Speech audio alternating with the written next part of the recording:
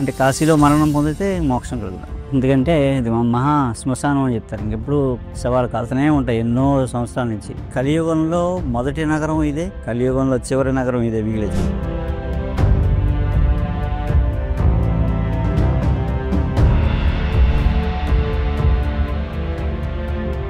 అంటే కాశీ రావాలంటే శివుడు ఆజ్ఞ లేనిదే రాలేము. చాలామంది కాశీ వెళ్దామని బయలుదేరి కూడా ఊరు కొలిమని వెనక్కి వెళ్ళిపోయిన ఉన్నారు.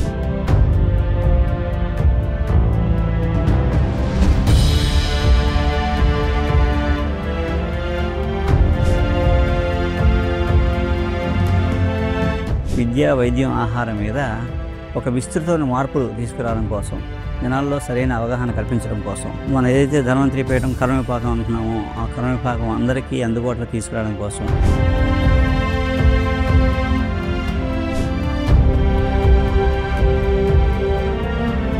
నమస్కారం. శతం జీవ శరదో వర్ధమాన శతం హేమంతాచ్చ శతం వసంతాన్. 100 శరత్తులు, 100 హేమంతాలు, 100 వసంతాలు హాయిగా వర్దిల్లి శాంతియుతంగా, శుభదంగా, ఆరోగ్యంగా, ఆనందంగా జీవించాలి మానవుడు.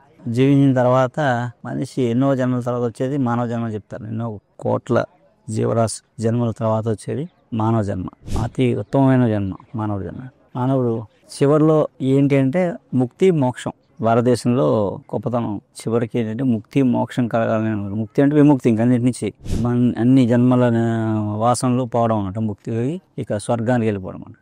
అది దానికోసం అందరూ చేస్తారు. అలాగే మోక్షం, ముక్తి, మోక్షం కలిగితే ఇంకా ఎక్కడితో ఈ ఎండ్, మళ్ళీ ఎక్కడి నుంచి నెక్స్ట్ లెవెల్కి వెళ్ళిపోతాం అన్నమాట. అదే మోక్షం కోసం చాలా దానాలు మళ్ళీ అన్నీ చేస్తున్నాం. కానీ ముక్తి, మోక్షం కలిగించడానికి పరమశివుడు ఏమత. శివుడు ముక్తి, మోక్షం కలగాలంటే అరుణాచలంలో జన్మిస్తే ఇక మోక్షాన్ని ప్రసాదిస్తా అంటాడు. అందరూ అరుణాచలంలో జన్మించగలరు ఏంటి? లేదు కదా, అది సాధ్యం కాదు. కొంతమందికి అవుతుంది. అలా అయితే ఎలా అంటే చిదంబర దర్శనం చదివితే దానికి మోక్షం ఇస్తా అంటాడు. అది సాధ్యం కాదు. 1000 మంది వెళ్ళామనుకోండి, 10 మందో 15 మంది నిజంగా చిదంబర దర్శనం అవుతుంది. చిదంబర రహస్యం ఏముంది, చిన్న విగ్రహం చూసేలోపు వెళ్ళిపోతాం. ఎంతమంది దర్శించుకుంటారు? అది సాధ్యం కాదు అందరికీ. ఇక మూడోది ఏంటంటే కాశీలో మరణించు, ఇక ముక్తి, మోక్షం ప్రసాదిస్తాం. ఎన్ని పాపాలనే పోతాయి అన్నమాట. పాండవులంతటి వాళ్ళే వచ్చి బ్రహ్మహత్య పాపం నుంచి విముక్తి పొందడం కోసం కాశీలో వచ్చి ఇక్కడ చేస్తారన్నమాట. ఇక్కడ కాశీ వచ్చి స్నానం చేస్తే అన్నీ పోతాయి. ఇక్కడ ముక్తి, మోక్షం కలుగుతుంది. అందులో మరణిస్తే, కాశీలో మరణిస్తే ఇక మోక్షం అన్నమాట.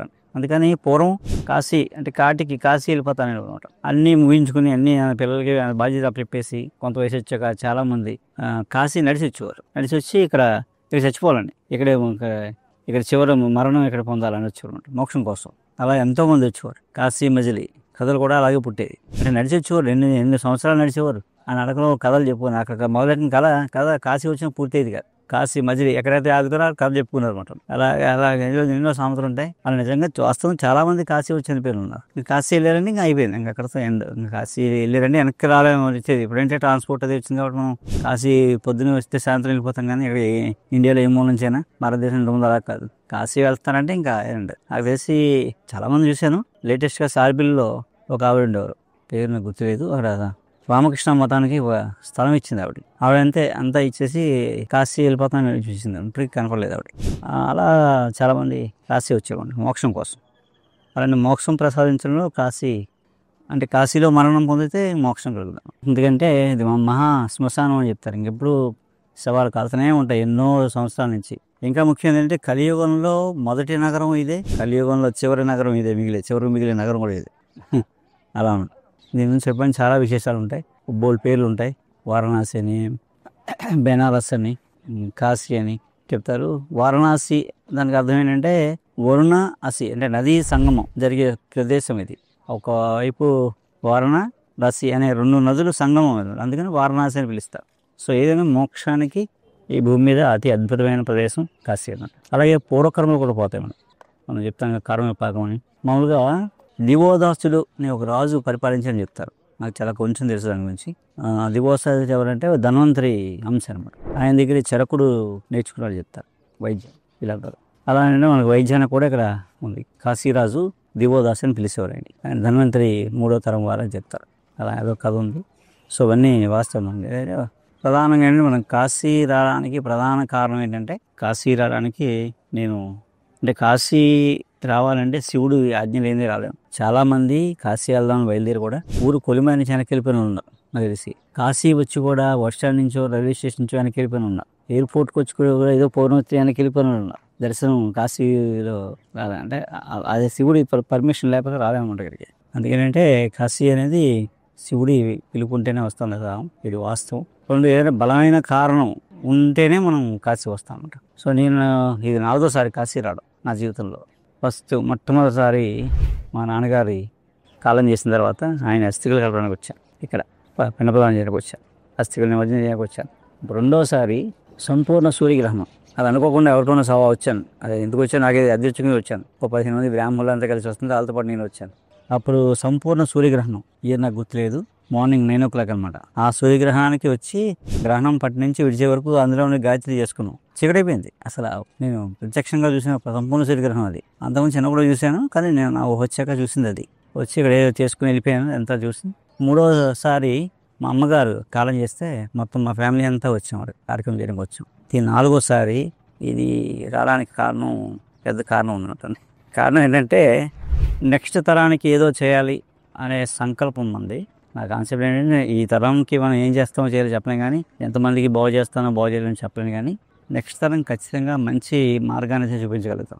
సో మన ధన్వంతరి సహస్రాయపీఠం యొక్క ముఖ్య ఉద్దేశం ఏంటంటే ఇప్పటి తరానికి మనం ఇప్పుడున్న జనానికి వైద్యం చేసి ఎంతమంది బాగు చేస్తామని చెప్పలేను, కానీ ఖచ్చితంగా నేను వేసే బాట నెక్స్ట్ తరానికి ఖచ్చితంగా ఉపయోగపడుతుంది. అంటే నాకు సంకల్పం, మన ధన్వంతరి పీఠ యొక్క లక్ష్యం, ఉద్దేశం సరైన ఆహారం, సరైన విద్య, సరైన వైద్యం. అంటే right food, right health, right education, ఇది మన చిన్న కాన్సెప్ట్. ఇవన్నీ డివైన్ సర్వీస్ అని చెప్పుకున్నాం కదా, ఎప్పుడు ఇవన్నీ డివైన్ సర్వీస్.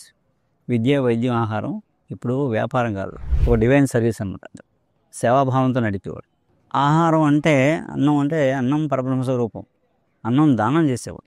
అన్నం అమ్మడం తెలియదు మనకి, అన్నదానమే తెలుసు. సో అలా ఉన్నంతసేపు ఆహారం కల్తీ అవ్వలేదు కాబట్టి ఎవరికి జబ్బులు రాలేదు. మితంగా తినేవాళ్ళం అప్పుడు. ఇప్పుడంతా రివర్స్. సో ఎప్పుడైతే ఇది వ్యాపార ధోరణిగా మారిపోయిందో ఏం తింటున్నాం ఎంత తింటున్నాం తెలియదు, అన్నీ కల్తీ అయిపోయాయి. అన్నీ కల్తీ కలిపేసి తినేస్తాం మనం. దాంతో మనం ఆయుష్ క్షీణం, ఆరోగ్యం క్షీణం, ఆయుష్ క్షీణం అయిపోయింది. సో మళ్ళీ మనం ఆ రైట్ ఫుడ్ అనేది ఏదో మనం చెప్పకపోతే నెక్స్ట్ తరానికి ఖచ్చితంగా నెక్స్ట్ తరం మనకన్నా ఎక్కువ ఇబ్బంది పడతారు. మనం ఇంకా 20 ఏళ్ళు 30 ఏళ్ళు వచ్చాక జబ్బులు ఇబ్బంది పడుతున్నామో, కానీ నెక్స్ట్ తరం ఇంకా చిన్న వయసు నుంచే వాళ్ళు ఇబ్బంది పడతారు. అందుకేంటంటే ఆ రైట్ ఫుడ్ అనేది మనం చెప్పాలి, రైట్ ఫుడ్ అందించాలి. అంటే రైట్ ఫుడ్ అంటే సరైన ఆహారం అంటే ఏదో మంచి వంట వండి పెట్టేయడం కాదు. మూలాల్లోంచి విత్తనం మారిపోయింది, జీన్ మోడిఫికేషన్. మనం విచ్ఛిన్నం, మన కొమ్మను మనమే నరికేసుకుంటున్నాం అన్నమాట. ఆహారాన్ని ఎంతలా మనం నాశనం చేసామంటే అసలు ఉత్పత్తి దగ్గరే నుంచే మనం నాశనం చేసాం. ఆహార పదార్థంలో కూరగాయలు ఏమన్నాయి, పళ్ళు ఏమన్నాయి, వాటి డిఎన్ఏ లెవెల్లో మనం డిస్ట్రాయ్ చేసేస్తాం. సో ఇంకేముంది, మనిషి కూడా డిఎన్ఏ లెవెల్లో డిస్ట్రాయ్ అయిపోతారు అన్నమాట. ఎందుకు పనిచేయదు? సో ఇది కాదు కదా. అందుకేనంటే మళ్ళీ మనం మూలాల నుంచి దేశీయ విత్తనాలను సేకరించాలి, పాత విత్తనాలను తీసుకొచ్చి మనం మళ్ళీ విత్తనాన్ని డెవలప్ చేయాలి. అలాగే బ్రీడ్ డెవలప్ చేయాలి. షీడ్ అంటే మంచి విత్తనాలు, దేశీయ విత్తనాలు, హైబ్రిడ్ కాకుండా. అలాగే బ్రీడ్ అంటే పశు సంపద. ఈ రెండు, పశు సంపద బాగుంటే పంటలు బాగుంటాయి, వంటలు బాగుంటే ఆరోగ్యం బాగుంటుంది. సో అక్కడి నుంచి మనం దీన్ని బయటిది ఈ ప్రయత్నం చేస్తాం. ఖచ్చితంగా నెక్స్ట్ తరానికి దీన్ని అందించగలుగుతాం, మంచి సరైన ఆహారాన్ని అందించగలుగుతాం. సో ఈసారి మనం ఏంటంటే ఈ right food, right health, right education కాన్సెప్ట్లో మనం ఏంటంటే ధన్వంతరి అఖండ యాగాలు చేస్తాం. ధన్వంతరి అఖండ యాగాలు దాదాపు 3-4 ఏళ్ళ మనం వేరే చోట్లలో చేస్తాం. 5 రోజులు ప్రతి సంవత్సరం ఏప్రిల్ మే నెలల్లో మనం ఎక్కడో చోట 5 రోజులు చేస్తున్నాం. కానీ ఇక్కడి నుంచి ఏంటంటే ధన్వంతరి యాగాలు సహస్రం చేయాలనేది లక్ష్యం. ఆ సహస్రం కూడా ఒక చోట కాకుండా దేశం నలుమూలల, ముందు తెలుగు రాష్ట్రాల్లో అన్ని ఊళ్ళల్లో అన్ని ప్రాంతాల్లో ఇంచుమించుగా వెళ్ళి చేయడం, అన్ని ప్రదేశాల్లో. అలాగే దేశం నలుమూల కూడా చేయడం, చేసి ఒక యాగం చేయడం కాదు, యాగంతో పాటు అవగాహన సదస్సులు కూడా పెట్టే ప్రయత్నం చేస్తామన్నమాట. విద్య, వైద్యం, ఆహారం మీద సరైన అవగాహన కల్పించడం కోసం ఈ సెమినార్స్ కూడా కండక్ట్ చేస్తున్నాను. అక్కడ అంటే వనమూలిక ప్రదర్శనలు, ఇవన్నీ ఏర్పాట్లు ఉంటాయి. అయితే ఆ సంకల్పం కోసం ఇక్కడ నేను 3 ప్లేసులు ఎంచుకున్నామాట. అంటే ఇక్కడికి వచ్చి ఇక్కడి నుంచి ప్రారంభిద్దామని. కాశీలో అన్నపూర్ణాదేవి, అన్నానికి మూలం ఆహారం కాబట్టి ఆహారానికి కాశీని ఎంచుకున్నామండి, కాశీలో సంకల్పం చెప్పుకోవడానికి. అలాగే అయోధ్యలో విద్య, కళలు, సకల కళాభిరాముడు రాముడు కాబట్టి అన్ని కళలు విద్య అంటే కళలు అనమాట. అన్ని కళలు బాగుంటే అంటే ప్రతి మనిషికి స్కిల్ ఉంటే ఎక్కడైనా బతకగలనమాట. అందుకు విద్య కోసం సంకల్పం చెప్పడానికి అయోధ్య ఎంచుకున్నాను.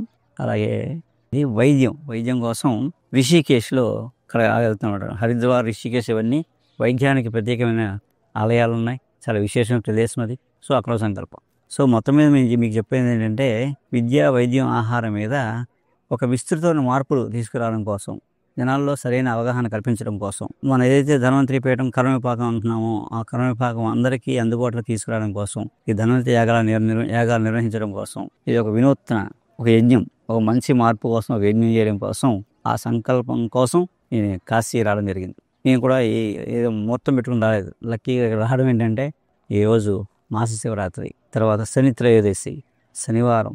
సో ఇవన్నీ కలిసి వచ్చాము నాకు. ఏంటంటే ఆ సంకల్పం బలంగా ఉంటే ఆటోమేటిక్గా అది సెట్ అవుతాయి అన్నమాట. సో రావడం ఇక్కడే ఫస్ట్ మనం సత్రంలో, సాయినాథ్ సత్రంలో మనం అన్నదానం కూడా ఇక్కడే స్టార్ట్ చేసాం. సో ఏంటంటే ఈ సంకల్పం కోసం వచ్చాం. మీకు చాలా విషయాలు ఇంకా ముందు చెప్తాను. అందరూ నమస్కారం.